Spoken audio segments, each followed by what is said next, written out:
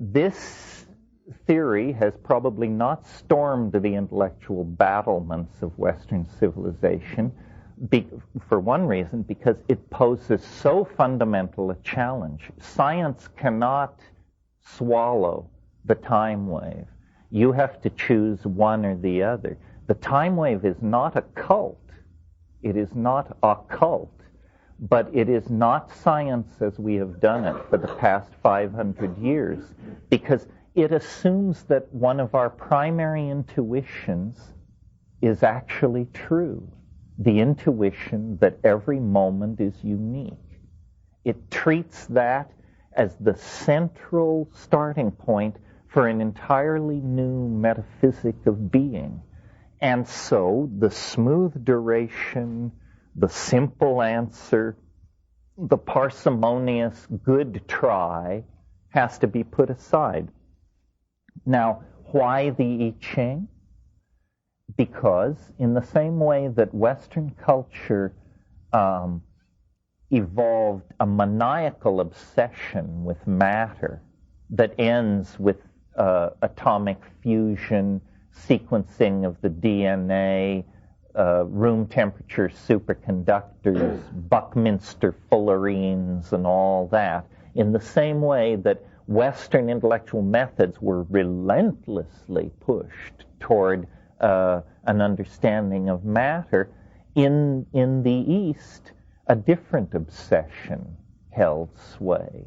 For cultural factors not needing to be discussed here, people were interested not in matter, but in time, the other great mystery given to us in this dimension, time. And if you're interested in time, you don't conquer time by building vast instrumentalities and seeking a primary particle and all that. The way you understand and investigate time is by moving inward into metabolism. The human body is a knot in time. It is a non-thermodynamic state of equilibrium maintained by the miracle of metabolism. Metabolism is a slow, controlled chemical burning of organic material, so subtle a form of burning that the energy is trapped in various membranes and cytochrome cascades and put to the work of organism. And if you imagine then, at some time thousands of years in the past, people possessing techniques which today we would call yogic, but what they really are simply probably what are now called stilling of the heart techniques. Techniques for suppressing gross bodily function. In other words, noticeable breathing, noticeable heartbeat, noticeable pulse. Techniques for stilling all this. It turns out that if this can be done, and it is persistently claimed that it can be done, as noise leaves the physiological circuits,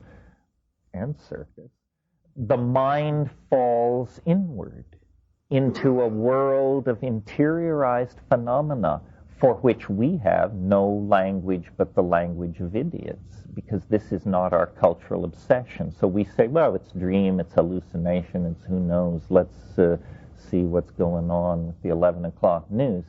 But in other cultures, complex vocabularies were produced to study these states. Vocabularies as complex as our scientific vocabularies. And in the same way that in the 19th century, Mendeleev and those people came to discern that all matter is produced out of the combination of a limited number of elements, and there were arguments about how many, but it's generally assumed under 110, and that's generous. Out of 110 basic elements, the entire world of material phenomenon emerges. Similarly, in the inspection of time, it was realized that time too comes in flavors, if you will. Not 50,000, not 300 million, not 4, not 8, but 64. And this probably has to do something with the cube root of 4 and certain things having to do with the dimensionality in time and space. I mean, why this number is a reason for speculation. It's a number built into biology, too. There are 64 codons coding for the 8 amino acids. This is no coincidence. It's something about the basic grammar of being itself arises around these numbers. Well, they not only saw that time is made of these elements, but they saw that they occurred in certain fixed patterns of recurrence at different levels, at different speeds, and that from the point of view of this I Ching philosophy, a given moment in being at some locus of space and time is a kind of interference pattern created by moving levels of, let us call them, influences. And these influences interpenetrate each other on many levels. And all of this can, in fact, be quantified and mathematicized and portrayed in the universal language of mathematics. And that's what I've tried to do. I'm sorry this answer ran so long, but I want to make it seem reasonable to you that there are categories in time as well as in matter, and that if you can discern these categories, you can gain as powerful an intellectual understanding of time as we have of matter. Now let me get back to how this thing is read, and then I want to move forward here. When the wave moves up, habit is increasing. When the wave moves dramatically down, novelty is increasing. And time on all scales is made out of ascents into habit, plunges into novelty, novelty troughs, and further ascents into habit. And you can feel these things in your own life. You know, when the luck is running with you, nothing can stop you. When the wave is against you, God help you. And this happens to empires. It happens to political careers. It happens to species. It happens to entire orders of biological life. 100 million years of endless radiation into all kinds of niches across the planet. Then suddenly a planetary cooling and a mass extinction, and the novel forms or disappear. But over long periods of time, as I said, habit is vanquished and novelty is concentrated. And that's part of the story, half of the story. The other half of the story is that this process of movement into deeper novelty is speeding up, always has been speeding up, goes faster and faster and faster. So if this is 7 billion years, you can see back here things were deadly slow. Here, life appears. Once life appears, the pace quickens. Once life leaves the ocean, at this scale, the thing is practically a direct descent into novelty. Though when we blow this up, as we can do, we will see that what looks here like a smooth, straight shot into the lap of God turns out to be, the old rugged path that we've followed for a long, long time. Every theory has a hard swallow. The hard swallow in ordinary science is the Big Bang. Notice that it's the limit test for credulity. If you can believe that the entire universe sprang from nothing in a single instant for no reason, what would you resist as a hypothesis? It's the limit case for improbability, as far as I can tell. And nevertheless, science says, give us one free miracle, and we can then go from there and never ask the favor again. So apparently you get one free miracle in your system building. I prefer to locate my miracle at the end. And you may say, well, is that just arbitrary? Why December 21st, 2012? Well, obviously, if the theory has any utility, if this idea of habit and novelty has any instructive value at all, then we should find novel events clustered in these troughs, and we should find periods of constipated recidivism on these upsweeps. So now we have two data fields with which to play. We have the formal and mathematically defined and utterly inflexible wave, and we have the vicissitudes of natural and human history. On the natural history level, asteroid impacts, glaciations, extinctions, fluctuations in incidental incoming solar energy, cooling of the oceans, enormous volcanic eruptions, this sort of thing. In the human world, wars, revolutions, technological innovations, migrations of people, introductions of new technologies. And so the idea then is to take the mathematically defined wave and the admittedly messy data of natural and human history and seek a best fit between them. And when you impartially get them lined up so that it seems that most major episodes of novelty that historians or people who care about these things agree on, and most low points in the wave line up with each other, then you simply go to the end of the wave and look at the end point, and it kicks out a date. And I did this, and I will show you my correlations. As a big picture, I think this is pretty accurate to how most educated historians would view what has gone on this planet in the last 6,000 years. It's telling us that 4500 BC, a descent into novelty is underway, and it didn't start very far back here. Quite a steep descent into novelty. And in fact, what we find here is Sumer, Ur, Chaldea, Babylon, Egypt. And so a series of civilizations, each leaping beyond the accomplishments of the other until we reach the pyramid building phase of Egypt, the Old Kingdom. And then, right down here, there's a kind of novelty trough. Egyptian civilization rages across here, and in fact, it does fulfill the intuition of theosophists and other people that Egypt achieved something that was not surpassed in novelty until early Roman times.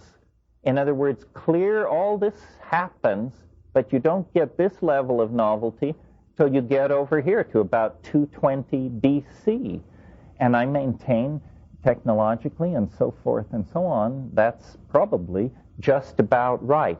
This upswing back into habit, the historical record is characterized by brutal civilizations. The Hittites, the Mitanni, Imperial Assyria, motorcycle gangs with chariots is what we're talking about here.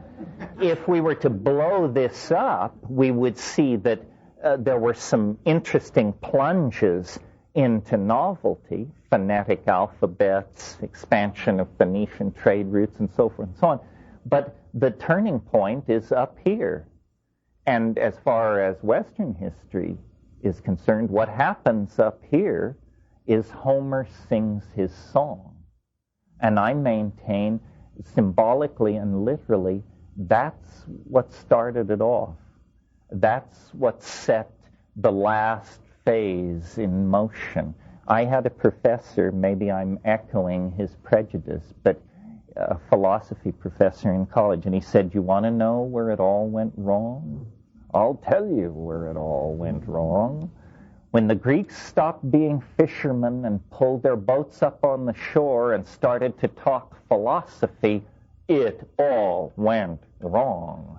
Well, I don't know if it went wrong. It certainly went in a different direction. Homer sings his song, and it begins an almost unbroken cascade into modernity. So I want to talk about this one for a minute because there is an aspect of this theory that I find very appealing that I haven't touched on yet, which is, if you've been paying attention, you've noticed that screens repeat themselves. Remember I showed you a screen where I said at the top of a certain mountain Homer sang his song? This is that same shape, but we're now not looking at thousands of years, we're only looking at 52 years. Well, what's the deal? Well, because this thing is a fractal, it has like built into it automatic resonances. So it gives you a very rich data field to work with. If this is a span of time from 1944 to 1996, it on another level is a span of time from roughly late Egyptian time to the Umayyad Caliphates, with Homer singing his song up here. On the short scale, the 52-year scale, this is 1967. Now, these two things are in according to this theory, in a situation of resonance or geometrical relationship to each other. Is there anything about the world of Homer that is like the world of 1967? And I maintain, yes, a tendency to easy lifestyles, loose shoes, and sophomoric philosophy characterized both eras. And you see, it's a way of explaining such transient phenomena as fads and fashions. Why are we suddenly putting lion claws on the legs of our bathtubs? Well, because we're passing through a period of resonance when that was done in the past. In other words, the orthodox theories of history and time would tell you that the most important moment shaping this moment is the moment which just preceded this moment. It was, as it were, the conduit for the wave of causal necessity to arrive at this moment. But I'm saying something different. I'm saying that every moment in time is an interference pattern made by other moments in time that are related to each other not through linear seriality, but through this much more complex schema of relations. So, if you suddenly walk into a room and there's a heavy hit of black granite, inverted corners, and silver shadowing, it's a Jugendstil resonance. And I live in a kind of waking hallucination. I have a little aphorism which covers this. It's Rome falls 9 times an hour. It falls more than that and less than that, but let's say it falls 9 times an hour. Well, then your job is to notice every time it falls.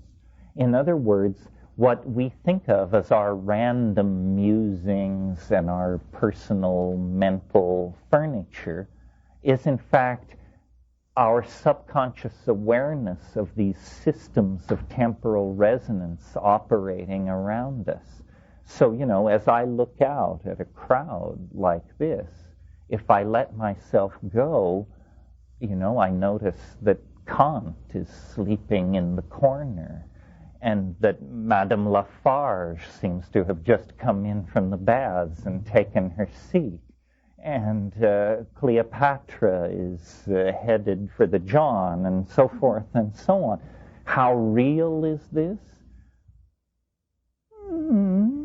Who knows? I mean, it's a matter of discernment. Yes. Well, what I would say, first of all, let's get a little more honest here. There's a lot of argument about where Homer actually sang his song. We can only really pinpoint it to within about 150 years. It's up here somewhere. Now, if I could zero in on this, but 1967 is here. 1968 is just over the top. The first moon flight is there. Well, now suddenly we have the Homeric resonance. What is Homer but a story of noble men on a long and far voyage, and eventually the homeward return, and then the heroics of that echoes over the centuries. And probably the only heroic episode of the 20th century that's unsullied by hypola and manipulation and so forth is the flight to the moon. I mean, that was pretty amazing. I don't care about the politics or any of the rest of it. I mean, what it took to do that, you notice we're not doing it. We don't have the gumption, the technology, or the national focus to do that. And in a sense, I take the moon flight to be, in a sense, the capstone of modernism. I consider postmodern time to begin after that. I mean, what was the 70s but a whining reprise of the 60s? And then everything else has followed from that, yeah. Shouldn't it then be at a novelty trough? I myself am more provisional. I will advocate this, but I'm aware, more I think than many in my audience, how unlikely this is. I'm basically a devil's advocate because I'm fascinated with the fact that I thought this up, and this is not my style. It's hard for you to believe that because I've been now talking about it since 1971. So it has become me in a sense, but it isn't me. This is not how I think. This is not how I ever thought.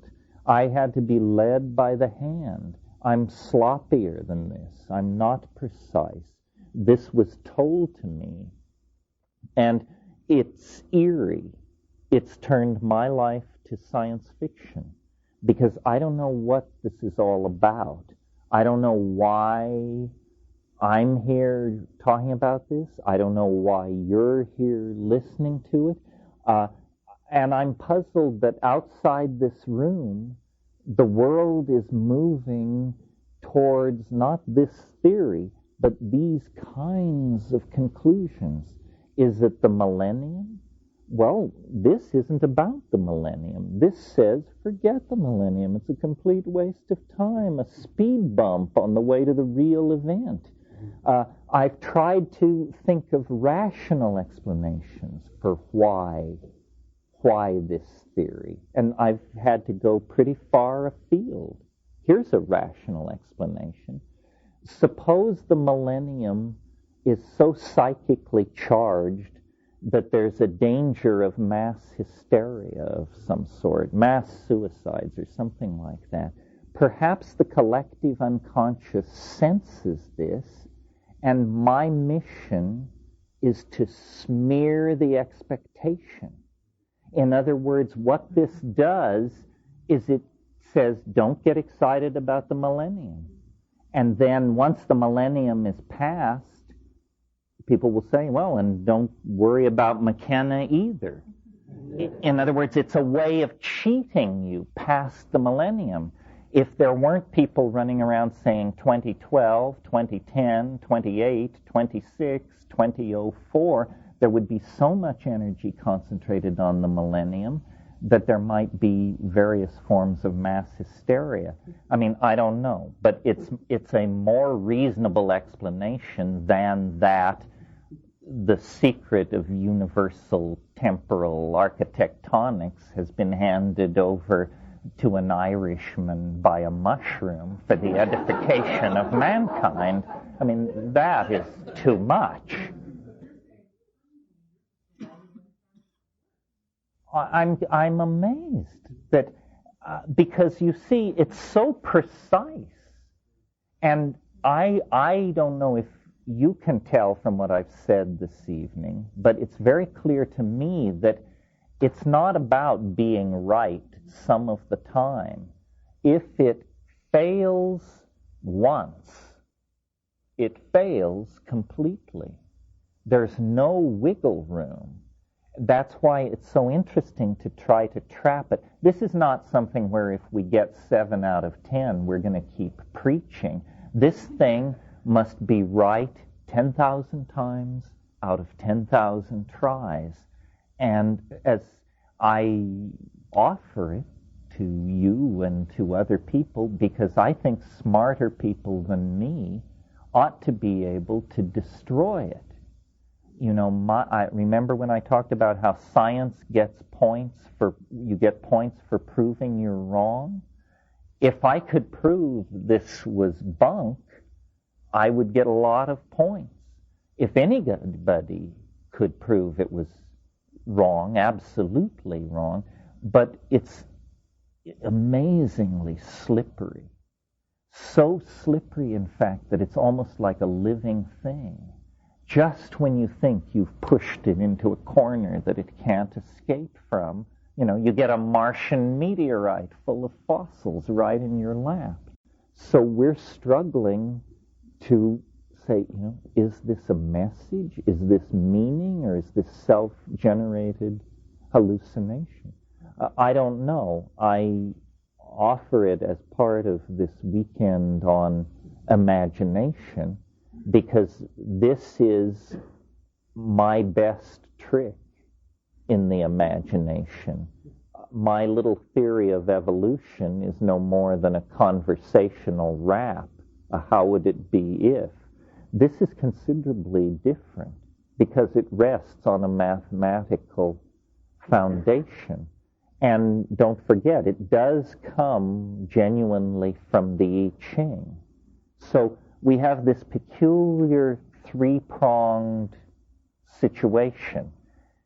We have a pattern in the King Wen sequence taken by an Irishman and contorted into a mathematical wave which gives a prediction for the apotheosis of the world, which matches the assumptions of a vanished Mesoamerican civilization. Huh? Why? So when you calculate your... Where does it end? Well, this question, when I calculate my own personal wave, first of all, I do entertain the idea that we may each have our own time wave, sort of following the model of astrology. But I'm aware, and I'm sure those of you who are professional astrologers are also aware, that the natal horoscope is essentially a commercial con. In other words, astrology, the royal art of astrology, was invented to guide the destiny of peoples and kings, pharaohs and courts. But in the late Roman period, the world's first yuppies came into being, or one of the world's first instances of yuppies, and they thought, well, the emperor has his horoscope cast. Am I less than the emperor? I, too, should have my horoscope cast. And enterprising Hellenistic astronomers were only too pleased to oblige. Otto Neugebauer published a wonderful book of the natal horoscopes of rich Athenian and Roman citizens. And to some degree, I think it is a slight distortion of astrology for astrological purposes. Nevertheless, in terms of the time wave, a reasonable question would be, well, how, if this is true, then how come I can have a bad day while you're having a good day? In other words, if novelty ebbs and flows according to this schedule, shouldn't we all be having good days and bad days together? And obviously we don't. So what then must be happening is that we are on different places in the wave system. And then, if that's true, then in a sense, this huge wave could be thought of as the summation of all the little waves which comprise it. It's perfectly obvious. Let's say this were a huge scale of time, several thousand years. Well, then this might be a period of time as long as an entire lifetime. But not everybody alive in the world at that time would experience their life as an uninterrupted plunge into novelty. No. So a large percentage of people might. There is this phenomenon of the zeitgeist, and to the degree that we participate in our time, our life is in concert with the larger wave. This wave has durations of cycles in it, and one of the cycles, the cycle we're living through now, stretches from 1945 to 2012. It actually stretches from the Hiroshima bomb blast to the winter solstice of 2012. Well, I was born 18 months after that event. So if I have a personal time wave, it will end 18 months after the end of this wave. How can that be when this wave seems to dictate the end of all lesser waves? Another mystery to be unraveled by traversing the territory. Yeah. Well, I don't know what the time wave is portraying. I mean, in other words, novelty. How is it transmitted? How is it detectable? Can we build a meter other than this time wave? Could we build a parallel technology which would confirm the existence of this thing? What can you do with novelty? The electromagnetic field, it turned out, you can transmit information, light cities, smelt metal, if you know how to do the trick. What you could do with this, I'm not sure. You see, if the last cycle from 1945 to 2012 is real, then in a sense, all larger cycles are compacted into it. In a sense, from 1945 to 2012, we're reliving the entire history of the world. If that's true, then we have reached roughly 1000 AD. That means that between now and 2012, we must traverse I don't even have the words for it, a domain of cultural change equivalent to the domain we traversed between 1000 AD and the present. In other words, slightly more than 1,000 years of resonances have to be compacted into the next 16 years. Consequently, there's this feeling of things moving faster and faster. In a universe which was actually built on this kind of architecture, imagine this, a universe that actually had this kind of closure, where it was a series of, where each time cycle was 1/64th the size of the one that preceded it. Before a universe of that structure reached the domain of Planck's constant, 6.55 times 10 to the minus 25 erg seconds, it would undergo half of its unfolding into existence in the last hour and 35 minutes before the crunch.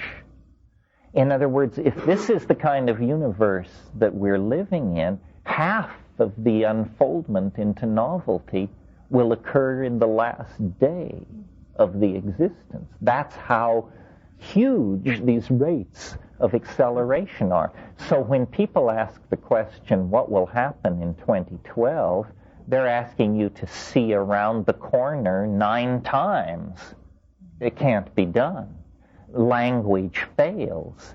Apparently, as far as I can tell, what will happen as novelty asymptotically increases in the final months, hours, minutes, milliseconds, is boundaries will dissolve. All boundaries. They're already dissolving. We see the nation state dissolving, but wait till the atomic field dissolves. Everything is apparently crunching together in some kind of meltdown. It's the equivalent of a black hole, but it's not a gravitational collapse. It's a novelty collapse. We are collapsing into a black hole of novelty. And I've tried to imagine how could this happen? What could happen without God's direct intervention, A, and B, fleets of extraterrestrial starships appearing over every city on the planet? In other words, is there anything that we could self-generate that would fulfill this kind of a scenario? And it turns out I found at least one answer, which is time travel. If, in fact, what happens in 2012 is that we begin the conquest of this previously unscratched dimension called time, then it is perfectly reasonable that a linear depiction of the ebb and flow of novelty would stop at a certain point, because once time becomes nonlinear, you can't portray it on a Cartesian graph anymore. You need a higher dimensional matrix. It starts coming at you out of the screen. The novelty overflows the dimensional container you've built for it. Interestingly, when I had this idea 15 years ago, there was no idea in greater contempt in the scientific journals. I mean, time travel, ha, ha, ha, the grandfather paradox, this and that and the other thing. Now it's a perfectly respectable thing to discuss. There are schemes for time travel on the books that would work. It would require some godlike technologies. I mean, in other words, you have to be able to spin a cylinder that is the size of Jupiter, 9/10 the speed of light. But if you can spin such a cylinder at such a speed and travel along its horizontal axis, you will, in fact, be moved backward through time. Everybody agrees on this. They just say you can't do it. Whoa, hell, where have we heard that before? We can't do it. But yes, if you can think of it, you can do it. And if there's a crude brute force way to do it, then there's a subtle, tricky, easy way to do it that comes along a little bit later. I mean, the vacuum tube was not the end of that line of development. And what we're talking about here is a vacuum tube version of a time machine. And a time machine may not be what we think it is. You know, the future is not like the past, except that it hasn't happened. If you were to suddenly find yourself in the future, it's a vector storm of unrealized possibilities. You've never seen an unrealized possibility. All you've ever seen are realized possibilities, and you don't know what an unrealized possibility would look like.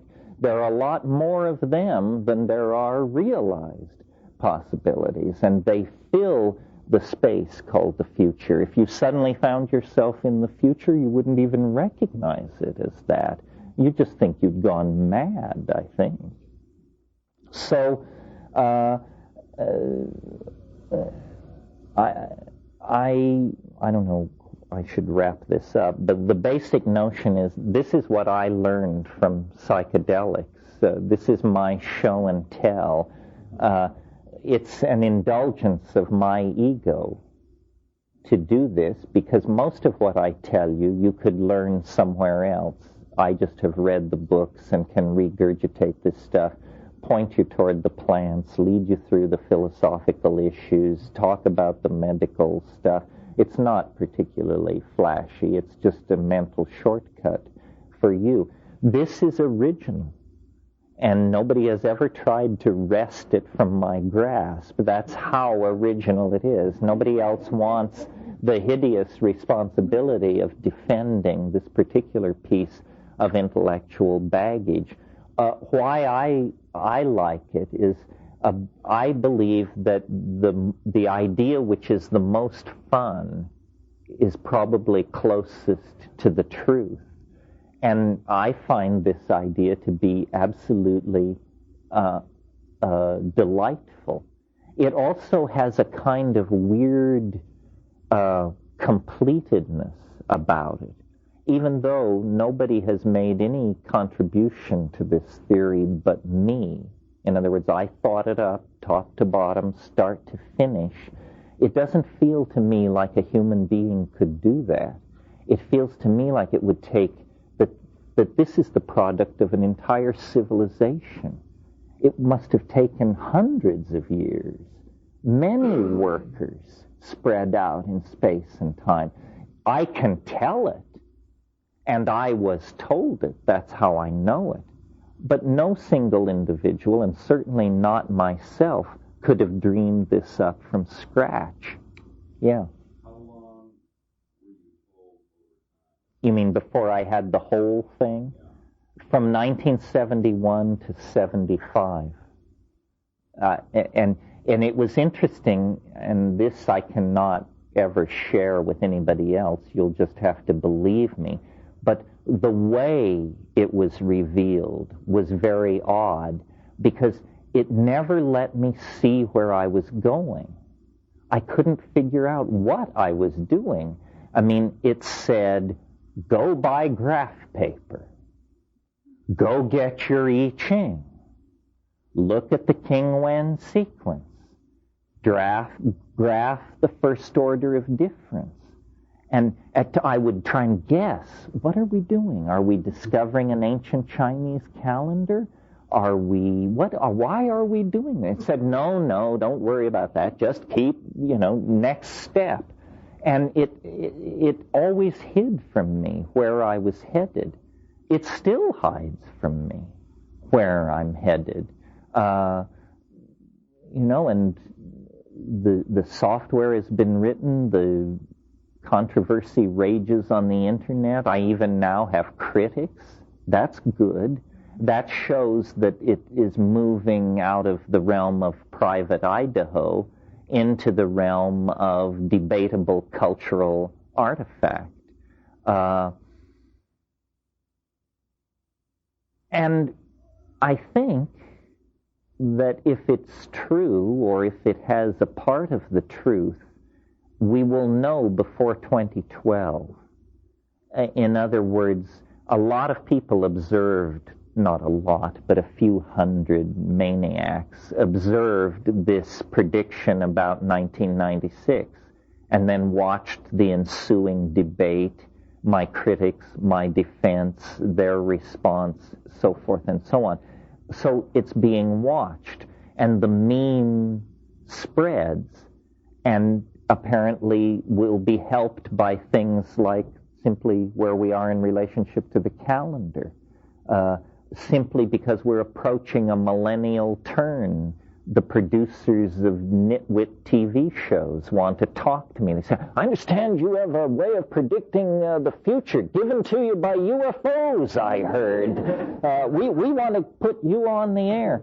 Well, I'm not sure about the wisdom of all of this, but I figure, let the meme fight for its life in the jungle of competing models of reality.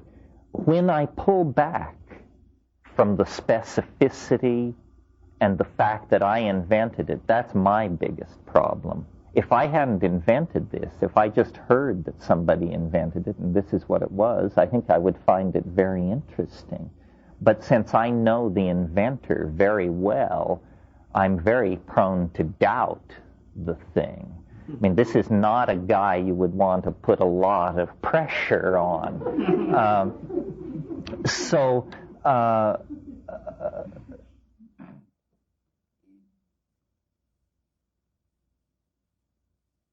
I don't know. I'm puzzled, and I offer it as an unsolved puzzle. I preached here earlier that you mustn't seek closure, and so I don't with this. If it's a communication, it's a very curious communication. If it is non-communication, it's even more curious. If it's a delusion, why is it so mathematically formal? If I'm pathological, why aren't there attendant sequelae? Why just this very defined thing? The whole thing smacks of the impossible. It's even pushed me toward the idea that maybe this is not actually a reality. We're trapped, or I'm trapped, I don't know if you're trapped, but we're in some kind of piece of fiction. It's like a Philip K. Dick deal, you know? We're in some kind of simulacrum, and the clue to the fact that it's a simulacrum is this impossible idea. And so the point of the idea is not to believe it, but to use it as a wedge to fight our way out of this labyrinth and back to whatever reality we were in before we fell into this situation. Something like that. Anyway, I have the feeling that I'm blathering and spinning my wheels. Is there some final question that brings this all to a... Yes. Yeah, that is an interesting question. Like, people say, well, now, is this some kind of permission for irresponsibility? Are you saying that the world is going to transform itself no matter what happens? I'm enough of an old political activist to sense the anguish behind that question, because I don't want to say, yes, don't worry about the Palestinians, don't worry about the Bangladeshis, it's a done deal, it's all fine, you can take your eye off the ball and your foot off the pedal. That seems crazy to me, to give advice like that. And yet this thing seems to be saying, it is a done deal, it's going to be fine, it's going to arrive on schedule, under budget, you don't have to preach it, you don't have to worry about it.